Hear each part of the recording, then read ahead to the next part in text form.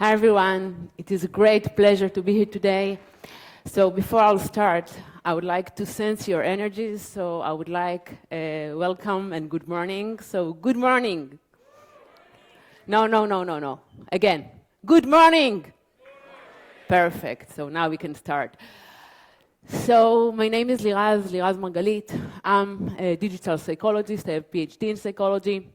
I'm specialized in decision-making processes and cognition. And over the past few years, I've been utilizing models from cognitive psychology, behavioral economics, and neuropsychology to better understand how customers behave in the digital world. And today, I guess that some of you may wonder, what am I doing here? Because I'm a psychologist, of course. And I think that I got to work with many product managers and data scientist groups. And I see why being agile is so important. And Erez was mentioning change management and even resistant to change. So what I'm going to speak with you today is about how we need to understand our customers and the customer psychology, and why it is so important to get out of our world and understand our customers. So actually, I would like to start with a story that happens to me right before COVID. And I think that this story will emphasize what we are going to talk about today. And I was in a conference in Vegas, and then I met one of my colleagues. His name is Gilad. Gilad is one of the biz dev in one of the most successful Israeli companies. And he came over and told me, Liraz, listen, you don't know who I just met. So I was like, okay, who you met, Gilad? I just met the CEO of one of the domestic low-cost airlines in the States, and I reached over to him and I introduced myself and I told him, listen, can I share with you my experience on your website? So the CEO told him, yes, of course, you may share with me. So Gilad told him, listen, to get here to this conference, I was trying to book a flight through your website. And I have to tell you that my experience was awful. And to his surprise, the CEO didn't seem to be bothered. And he smiled at him and he told him, yes, I know.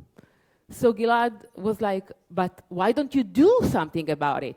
So the CEO told him, Gilad, right? That's your name. So listen to me, Gilad.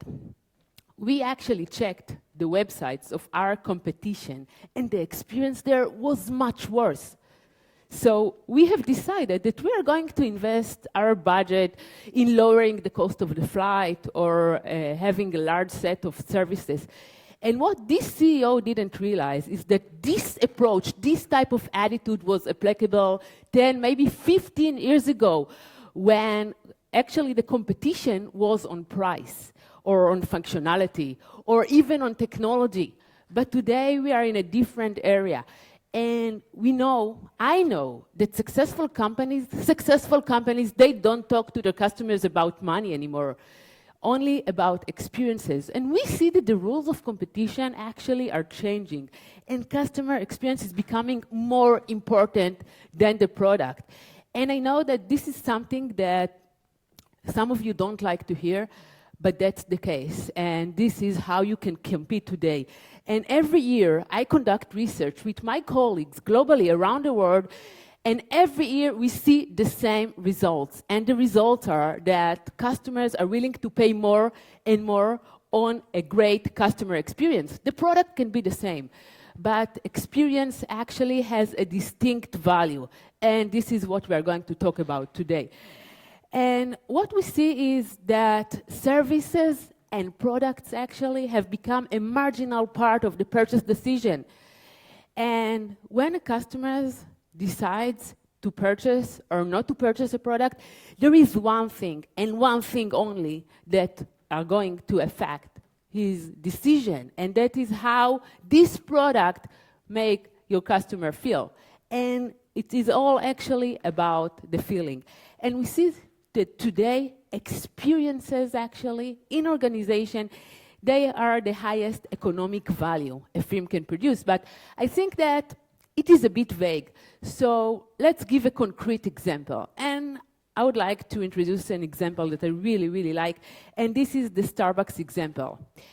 And I will tell you in a minute why I like this example so much. Because if you think about Starbucks, Starbucks is one of the most successful companies in the world.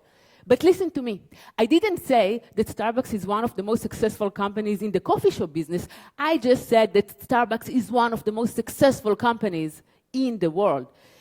And it is a bit ironic, don't you think? Because I think that the product of Starbucks is, what do you think? Coffee, a mediocre coffee, right? And Americans that spend hours on one cup of coffee, they're the first to tell you that their coffee is not the best, to say the least. So how can it be that a company that sells a product, a mediocre product, can be one of the most successful companies in the world? And this is where we know that we entering a new era, the experience era. Because actually Starbucks taught American and then the rest of the world how to drink coffee, because until Starbucks, if you think about it, American actually spent most of the time between home and work. And Starbucks was responsible for creating a new dimension where actually customer can come to Starbucks and drink a cup of coffee. And if you look from an anthropological point of view on Starbucks customers, you'll see that students go to Starbucks and study there. And business people go to Starbucks to have this business meeting. And children and kids went to Starbucks to hang out. So if you think about the competition, we need to understand that Starbucks competition is not the other coffee shops. Who is Starbucks competition? What do you think? Starbucks competition is not the other coffee shops. Starbucks competition is your spare time. Because it's like going to see a movie or going to Starbucks. And if you understand that your competition is not your classic competition, then you understand that you enter this new era. But it's not only Starbucks, of course. Let's talk about Netflix, for example. A Netflix CEO actually said something very controversial, but let's see what he said. He said that Netflix competition is not Amazon, it's not Hulu, it's not YouTube. Netflix competition is your sleep. Because when you are asleep, you don't get to see Netflix, and this is a big problem for them. So if you think about it, from Netflix perspective, his competition is your basic human needs. It's like drinking, eating, breathing, and Netflix. And if you think about this competition, you understand that it is not about the product, it is not even about the content. It is about one thing and one thing only. It is about experiences. So we can see that today, in the era of experiences, we have a different definition of what is our competitive advantage. And this is what you need to think of, because we are not talking about functionality anymore, and not on innovation, and even not on technology, about experience and experience only. And what we see today in this world, from the customer's perspective, from your customer perspective, is that customers' expectations actually were redefined by a number of small brands. Now, I'm going to tell you a story of what it means. And I have to warn you, it is not a very ethical story, but this is a great story because it tells us where we are. So I have a friend, I have a colleague, actually she's a Canadian, and she met an Israeli guy. She immigrated to Israel, and they have 2 little girls. And she told me, Liraz, listen to me, I love Israel, but every year there is something that I'm not willing to give up on, and this is going to Canada, to my parents, to our family ski vacation. And she told me that ski suits are extremely expensive. So every year, before they go on their vacation, she ordered these ski suits from Amazon. And she asked them to be delivered to her parents' house in Canada. And when they actually arrive at the vacation, her daughters know that they shouldn't remove the price tag from the ski suits. And after the vacation ends, of course, she delivered the ski suits back to Amazon, and every year she gets a refund.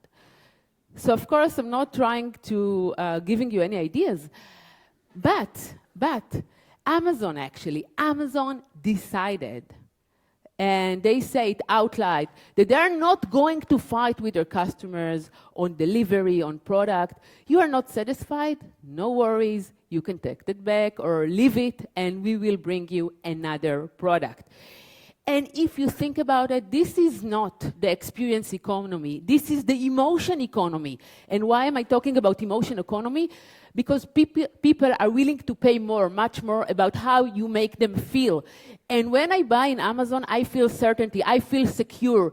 And from interviews with customers, I learned that customers are willing to pay more, not for the product, because they can get this product in different platform. They go to Amazon because they are willing to pay more for how they feel, and they feel secure, and they feel certainty.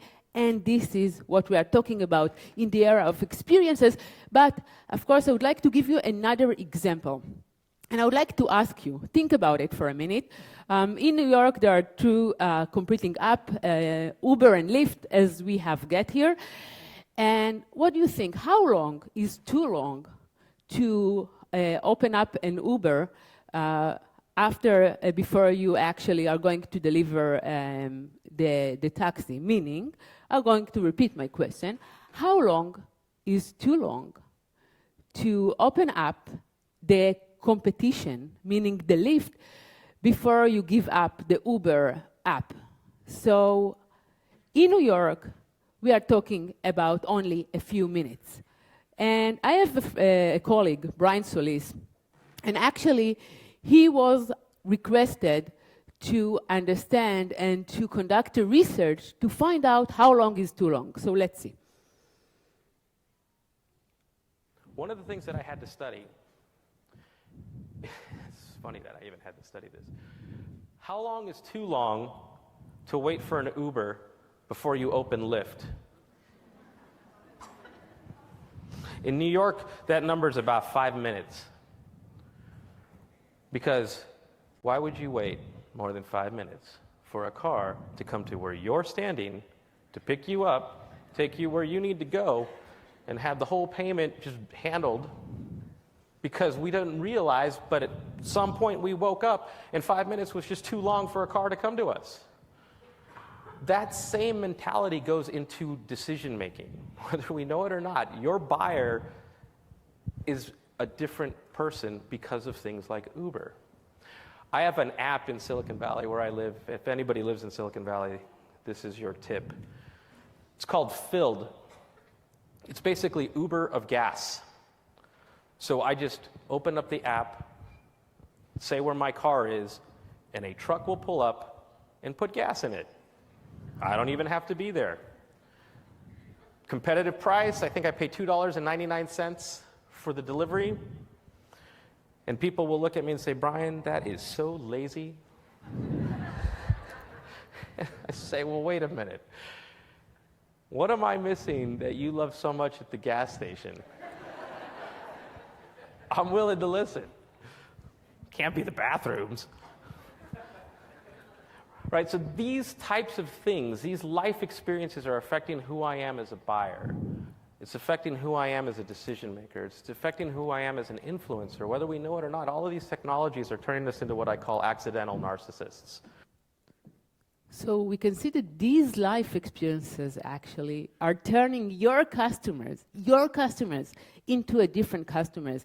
So you can say to yourself, okay, I'm a cybersecurity or whatever, but it doesn't matter. You are still competing with Amazon, and you are still competing with Uber. And of course, our expectations as customers keep changing because of these life experiences. And you know, whenever I enter a new company, whenever I meet a new organization, I show them this graph. And this graph is the graph of the customer satisfaction level. And I tell them, listen to me, you have two options, but don't be smartest. You have only two options, and you can only choose one option of these two options. And if you see here the customer satisfaction level, the first option that you have is to increase the satisfaction level of customers who graded you 1. You can do it magic, actually. You can take all your budget, all your money, and you can increase the satisfaction level from 1 to 4. This is the first option. And the second option is to increase the satisfaction level of your customers from 8 to 10. What would you choose? Who would choose the first option, the 1 to 4? Who would choose the second option? Okay, great. So actually, when we are talking about 1 to 4, we are talking about fixing problems. But we are talking about Agile, so we have to understand the capabilities of our memory, because if you understand the capabilities of our memory, you understand that we have a limited capacity. And that means that you are not going to remember every little experience. Most of the experience your customers are not going to remember. So there is no point in investing all these resources and money in monitoring every little experience, because we have our psychology and we have our brain, and we are not going to remember every little experience. So, of course, your customers are not going to remember the experiences from 1 to 4. What they are going to remember, now we are talking about a new buzzword, but this is not really a buzzword, and we are talking about peak moments or wow experiences, and this is where we should put our money and resources in. So we know that in one day, even in 1 hour, we have so many experiences. So which of these experiences we are going to remember? And when we are talking about experiences, we are talking about memory, because memory is the hallmark of experiences. If you are not going to remember the experiences, it's like the experience didn't happen, so it doesn't matter. So we have so many experiences. Now, speaking of our memory, we usually talking about our long-term memory, yet stories and experiences must pass through our short-term memory before a long-term memory can be established. The transition from the short-term memory to the long-term memory is not guaranteed. So what influences the memory formation? Our emotions, of course. So if the experience is powerful enough to generate an emotional reaction, a new story will be added to your memory collection or to your customer's memory collection. So if you see this graph here, of course, we are going to remember, your customers are going to remember 2 different experiences. The negative experiences, of course, because it's important to survival, and the peak moments, the wow experiences. And you will find out in a minute that these wow experiences have nothing to do to budget or to money. It has to do with one thing and one thing only, the human factor, how you treat your customers, how you make your customers feel, of course. So we know from research, so it's not only a buzzword, and it's not psychology, and it's not even the brain. We know that businesses that invest in customer experience show the highest growth rate the year after. So it's even economic. And now I would like to talk to you about wow experiences and what are these wow experiences. And I would like to give you an example of an American family who went to their family vacation, to their family vacation, 2 hours flight from where they live, and they had this 5-year-old boy, and he was extremely attached to his teddy bear. He took his teddy bear everywhere in the hotel, in this boutique hotel. And of course, the hotel staff show how attached this boy is to his teddy bear. And of course, as you understand, the family went back home, and the kids found out that he left the teddy bear at the hotel, and he was so upset. And of course, they called the hotel and asked them to deliver the teddy bear back, and the hotel staff did not settle for only deliver the teddy bear back. So they took photos of the teddy bear in the pool drinking cocktail and actually catching some sun in a sunbed and drinking chocolate cake or drinking chocolate. And they were so moved by this gesture that they decided to book another vacation in the minute. So, so you see that it's not really about money. It's about how you make your customers feel and how you actually calculate those feelings and those customers' emotion in your product and in your work. So in another study I did, I worked with another hotel chain. And actually, we understand that if you are going to visit a boutique hotel, you will expect to see in your room a bottle of wine and maybe 2 glasses, right? So that's nice, of course, but it is something that you actually expected to get in a boutique hotel. But when you find a handwriting letter from the hotel manager welcoming you in, so you will feel that someone actually care about you. So actually this is not about the money, this is about how you make your customer feel. And we know that empathy is the key to our customer experience, and we should have empathy being calculated in every task that we are going to conduct that involve customers. So I would like to give you another example, because empathy sometimes is not what you think about empathy. It's not only putting yourself in the other person's shoes.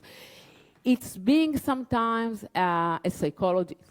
What does it mean? It means that there is a gap. There is a gap, a meaningful gap between what customers tell you and how they really feel and what really triggers their behavior. So it's great to conduct survey and it's great to conduct research, but it's not enough. You need to ask the right question and you need to figure out what your customers really want, because 80% of the time they're not going to tell you what they really want. So this is being empathic. I would like to give you an example. Look at this image.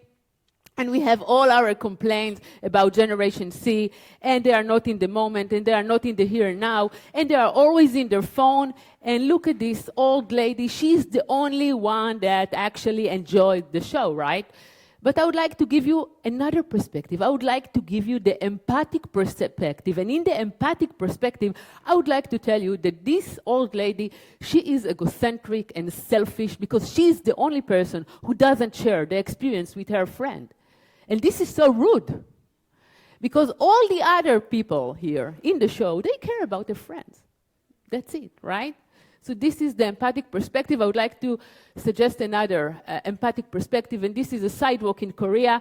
And instead of asking the people to look up, I mean, why? Why? They're not going to look up. So we need to design the experiences for them, right? So in a report that Forrester recently released, they wrote that brands that want to break away from the pack should focus on emotions. But the part that I like the most is how an experience makes customer feel has a bigger influence on the loyalty to a brand than effectiveness or ease of use in nearly every industry. So I would like to give you a case study that I conducted, and it actually demonstrates why it is so important to take into consideration the psychological perspective. So, of course, we have 2 different systems operating in our brain. We have system 1 and system 2, and system 1 is the automatic system. It is quick to make decisions and judgment. It does not require cognitive resources. And while we use it, we actually, most of the time, we are not going to fail, but sometimes we are going to fail. And when we fail conducting a decision, system 2 comes in to help. And system 2 is not automatic. It is hard to conduct actually decisions and judgment. It requires lots of cognitive resources. And while we use it, we cannot be involved in any other task in the same time. And this is why we don't like to use it. So, in this case study that I'm going to show you, one of my clients actually called me back then when I was working at ClickTel. He told me, listen to me, Liraz, we have a problem. We need you to understand how customers make decisions in our product pages. And they were actually high-end brands. They were selling high-end brands in their platform. And I have to tell you that it was, I think, 3 months after I entered ClickTel, and ClickTel is a web analytics company. I no longer work there, but it was right after I finished my PhD. I didn't know anything about online shopping, actually, and I actually spent 3 months in reading all these professional and academic articles about how to shop online. And if there is one thing that actually repeated whenever I read those articles was that if you want to sell online, so your customers cannot feel the product, they cannot measure the product, they cannot sense the product, so in order to compensate them, you need to provide them all this information. And when this customer reached out and asked me to have a look at their website, he told me, listen, there are people, there are visitors, enter the website, look at the product page, spend 2 minutes there, and immediately go to the checkout process. And there are other people, other customers, who enters the product page and they spend 20 minutes and then they leave. So can you tell us what's going on here? And then I started to look at their product pages. And I saw that if you think about the framing or the structure of the product page, you saw that in the top of the page, you see the actual product. You can, of course, choose size and color.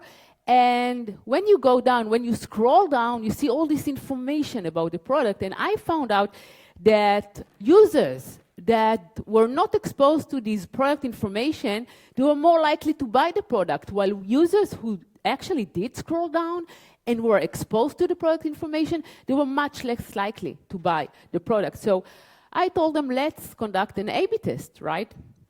And in this A/B test, we created 2 versions of the same product page. And I hope you can see that in one version, you see all this information, and in the other version, you don't see information. And actually, we decided to look at the result after months and a half.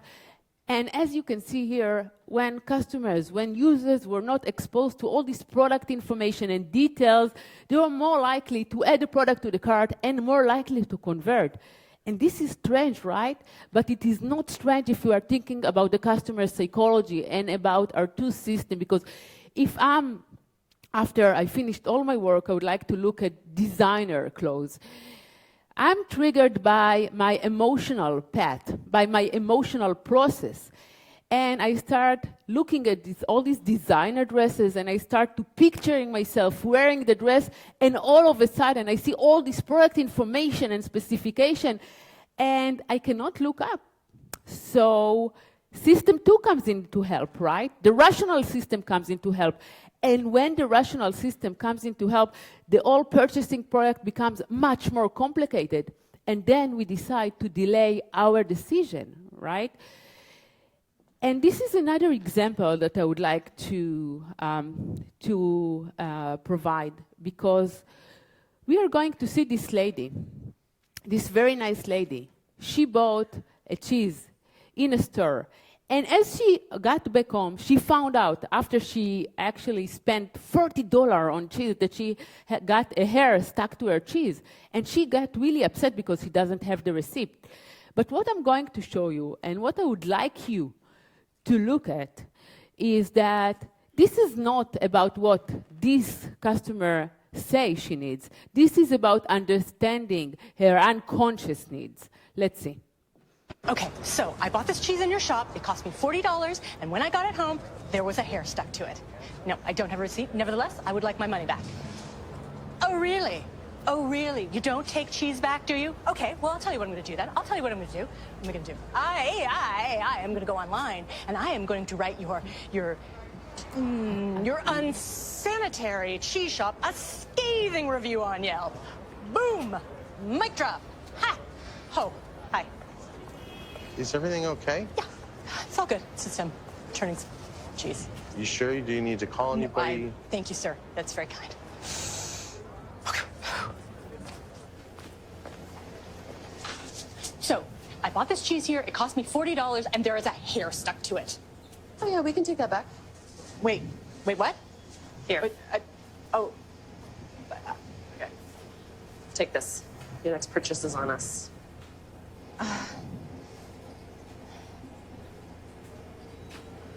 Did you want to fight? Yes, please. I would like to have a little bit of a fight. Sure. Yeah. Where's your receipt? I don't have a I can't receipt. take it back without a receipt. Oh yeah. Well, the name of the store is stamped on the cheese. Okay. How do I know you didn't just beat up somebody and steal it? Who does that? You might. Really? Yeah, you look like the kind you might. I am going to go on Yelp and I am going to give this place a scathing review. Scathing. I'm going to blow up the internet. I'm going to break it. Oh my God, you scared me so much. Please Yeah. take our money. Leave the cheese. Oh.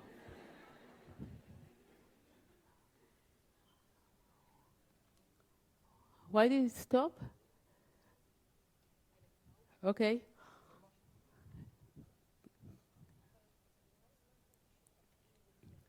One second.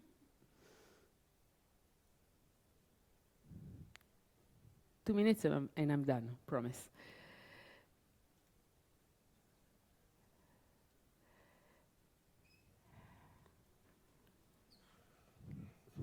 יכול להריץ את זה? אוקיי, כן, זה כבר.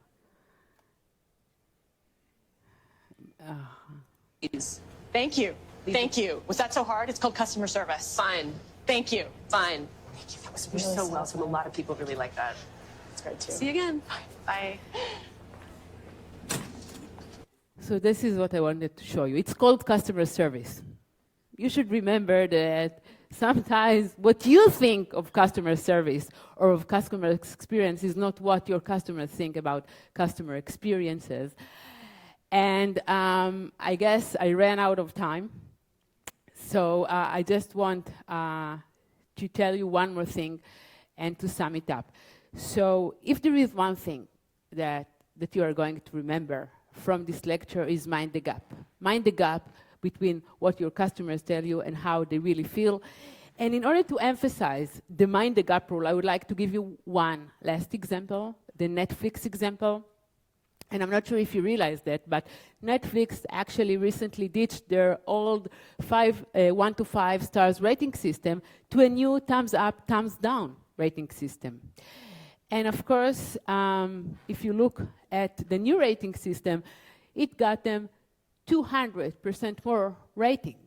So I guess you wonder why. And what's the difference between the 1 to 5 stars and the thumbs up, thumbs down?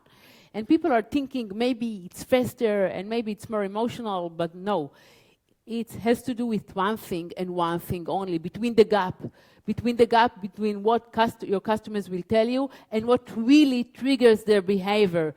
And what really triggers their behavior is how you make them feel. So I would like to show you what Ted Yellin is the VP product of Netflix. Look what he has to say. What you do versus what you say you do are different things, okay? Stars reflect the preferences that people want to have rather than how people actually behave. Users give 5 stars to a documentary, but just 3 stars to an Adam Sandler movie that they watched over and over again. And I will add Emily in Paris or Friends. So, of course, there is a gap. And you need to understand this gap. And the only way to understand this gap is understanding customer psychology. So I guess we are running out of time here. So thank you so much for listening this morning.